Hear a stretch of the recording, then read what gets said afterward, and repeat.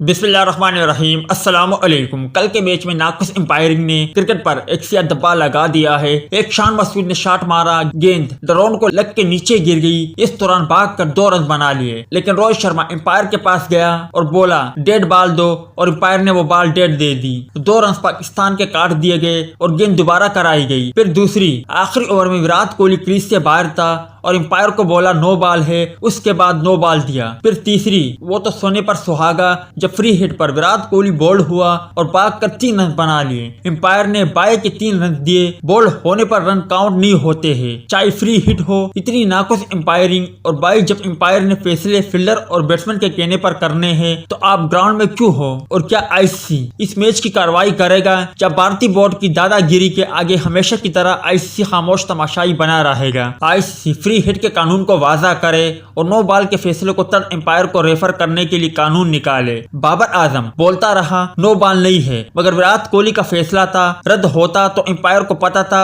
उसकी सजा उसको जरूर मिलनी है। और पाकिस्तान का गरीब बोर्ड क्या कर लेगा? कल के मैच से इतना तो पता लग गया है कि एम्पायर और आईसीसी इंडियन प्लेयर और बोर्ड के हाथ की कठपुतली है और ये फेयर क्रिकेट नहीं है। आप इस पर क्या कहेंगे? कमेंट सेक्शन में लाजमी तौर पर बताएं।